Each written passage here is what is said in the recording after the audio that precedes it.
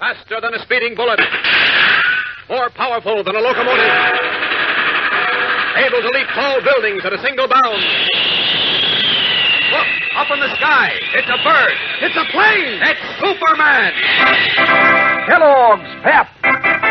P-E-P, Pep. Kellogg's Pep, the Sunshine Cereal, presents The Adventures of Superman.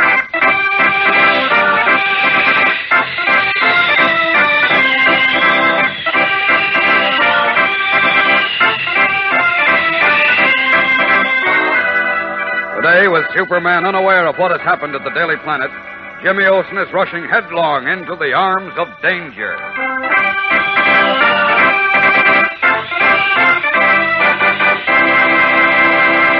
Hello there, gang. This is your pal Dan McCullough. You know, you can't measure good eating with a yardstick. But for extra good eating at breakfast, Kellogg's Pep certainly measures up. Yes, sir. Pep, the Sunshine Cereal, sure is on the sunbeam when it comes to making breakfast a mighty slick treat.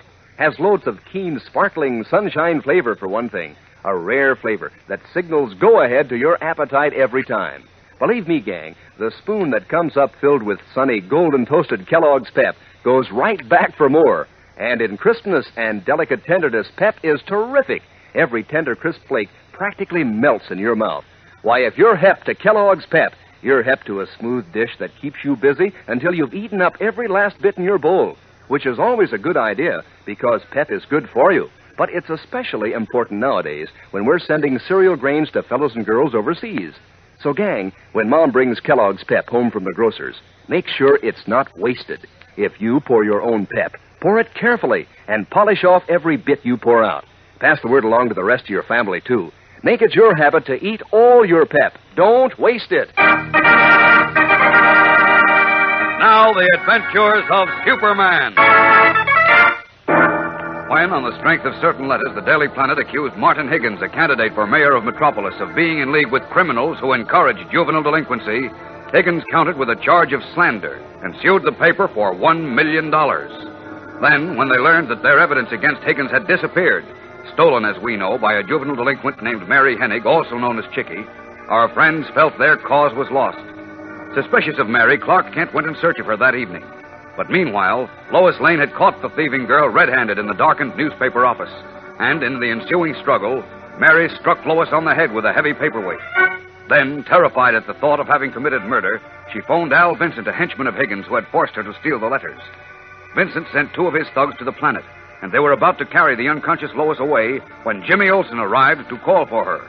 Mary and the two men hid behind the door. And as we continue now, Jimmy, seeing Lois lying motionless on the floor of her office, rushes to her aid. As he enters the office, the two men spring out from behind the door. Listen. Okay, Louis. Let him have it. Yeah.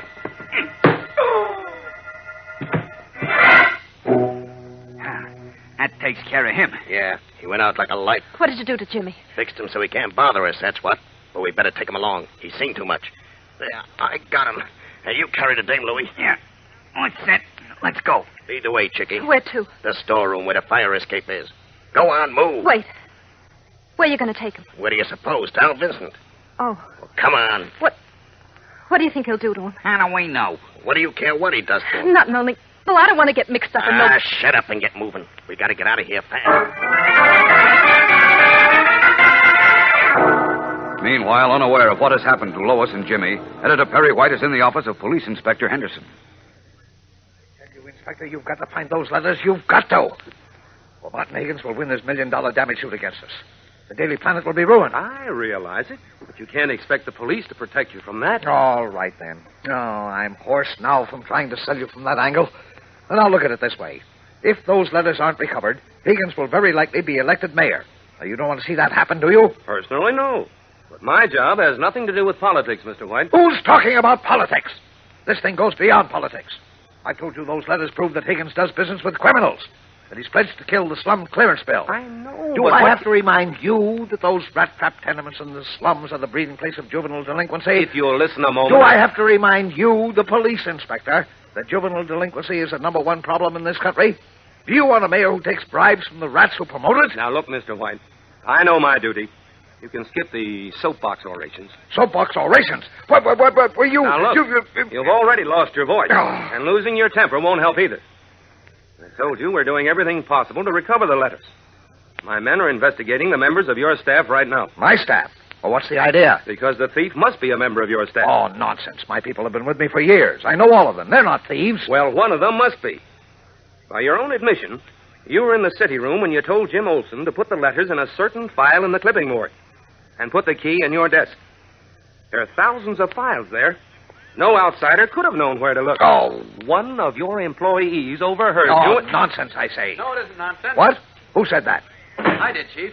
Hello, Inspector. Hi, Ken. Oh, it's you, Kent. Now, where have you been? Hey, what's the matter with your voice? A cold? Oh, never mind. Now, look.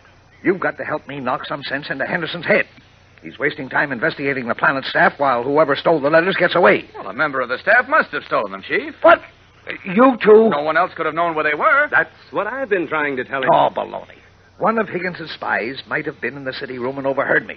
It's a big place and lots of people were around. A stranger wouldn't have been permitted into the clipping morgue, nor into your office to get the key to the file out of your desk.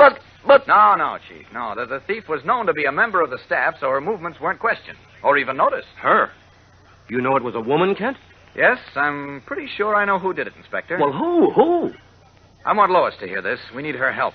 Where is she, Chief? How do I know? And what do you need her for? Well, we do need her. Where'd she go from here? She wasn't here. She wasn't? Why, I spoke to Jim some time ago. He was going to pick up Lois at the Planet and come right over. Neither Miss Lane nor Jim were here tonight, Kent. But listen, strange. Did they phone? No, they didn't. And never mind them right now. You say you know who stole the letters? Oh, that can wait. Right now I'm worried about Lois and Jim. They should have been here to keep an appointment with me. Besides, I told Jim I might bring the guilty person with me. They wouldn't have missed that. Oh, stop worrying. Something else must have come up. Now, look. Just a moment, Chief. Wait a minute. May I use your phone, Inspector? Go right ahead. Thanks. Blast it, Kent. Will you stop stalling and tell us what you know? Huh?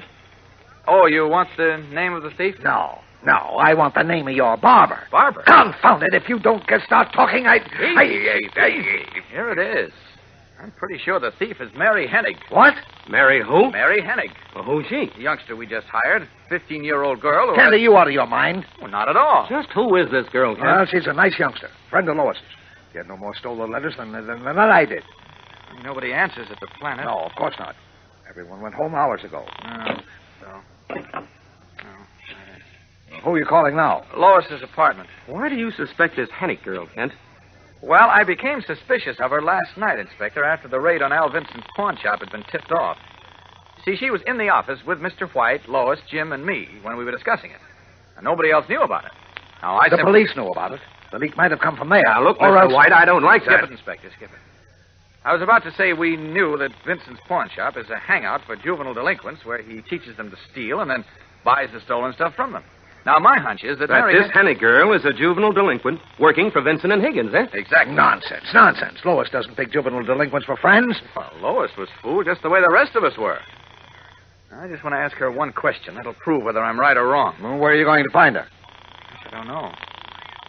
She's apparently not at her apartment either. I don't like this.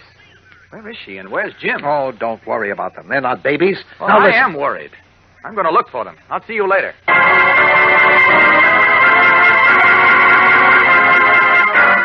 We'll be back in a moment for the tense climax of today's episode. So stand by.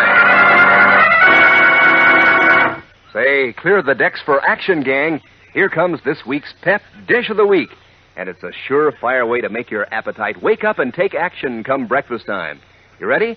Here's the new Pep Dish of the Week. Black Raspberry Ringer. And here's how you make it. You start off with your regular serving of Kellogg's Pep, the Sunshine cereal. Then take plump, juicy black raspberries and make a ring of them on top, right around the edge of your bowl. Add milk and sugar and pitch into your black raspberry ringer. Sure does ring the bell with your morning appetite. Pep does the trick, Kellogg's Pep tastes so sunny and golden and terrific, it's a natural for a breakfast treat any day in the week. Pep's tender crispness teams up swell with those juicy berries, too.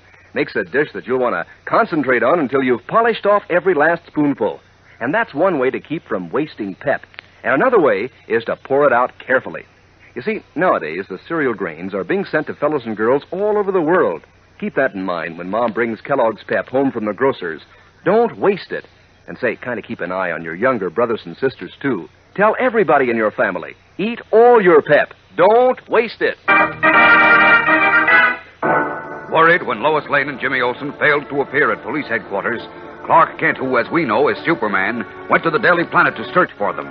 But Lois and Jimmy are now in a basement room of a shabby tenement building guarded by Al Vincent's henchmen, Steve and Louie.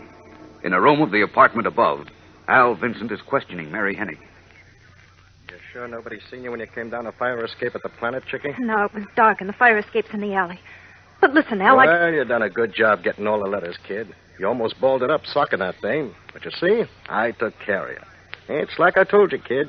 While you're working with me, you got nothing to worry about. Yeah, but Well, we sitting pretty. Marty Higgins will collect a lot of dough from the Daily Planet, put them out of business so they can't bother him no more, and be elected mayor, too. Oh, then we'll be sitting on top of the world, Chickie. Sure, but how about Lois Lane and Jim Olsen? What are you going to do to them? I'll take care of them. Don't worry. What do you mean you'll take care of them? Don't worry, I tell you. I got a little scheme dreamed up to get rid of them and make it look like they had a little accident. You mean you're going to kill them? Who, me? No. I said they were going to have an accident. Oh, you can't. That'll be murder. So what? Marty Higgins and I don't play for peanuts. There's big dough on the line here. Big dough. Those two just happened to be in our way. So we put them out of the way, that's all. But I told you I don't want to get mixed up in no murders. You told me. Yeah. Besides, I like Miss Lane. She was good to me. She's okay. She was good to you. Why, you dopey kid. Don't you know that if you hadn't slugged her tonight, she'd have had you in the clink by now? I don't care. You can't kill her, Al. Be smart, you little sap. Don't you realize if we don't get rid of her, you'll do a long stretch? Or maybe even go to the chair. The chair? Me? Yeah, you. You helped kidnap her tonight, and the Olsen kid, too. Kidnappers get the chair in this state, baby, see? But I didn't mean to do nothing except steal the letters. I didn't want to get mixed up in... Try telling that to the judge and see how far you get. You're in this up to your neck, Chickie, and the only way you can save your neck is by playing ball with me. If you do that, you got nothing to worry about. But the minute you get any other ideas, remember, there's a hot seat waiting for you. Terrified, Mary Hennig stares at the ruthless pawnbroker, and then looks wildly around the room like an animal seeking a way out of a steel trap. Too late, she has learned what lies at the end of the juvenile delinquency trail. And what chance is there for Lois Lane and Jimmy Olsen, as even now Superman stands puzzled in the darkened Daily Planet city room, wondering what has happened to his friends. Tomorrow's episode is fast and exciting, gang, so don't miss it. Tune in, same time, same station, as the Man of Steel tries to close in on the dangerous criminals who seek to control Metropolis and defile its youth. And remember, for breakfast, it's Kellogg's Pep. For excitement, the adventures of Superman.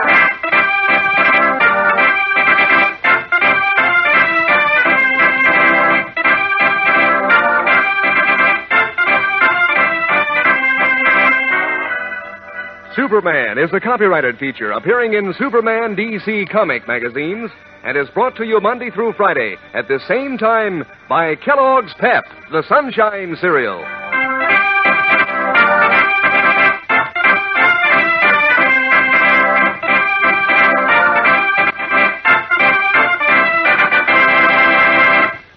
Say, if you want your dog to tag right along with the gang, if you want him to be strong and husky, don't let him eat just to fill up.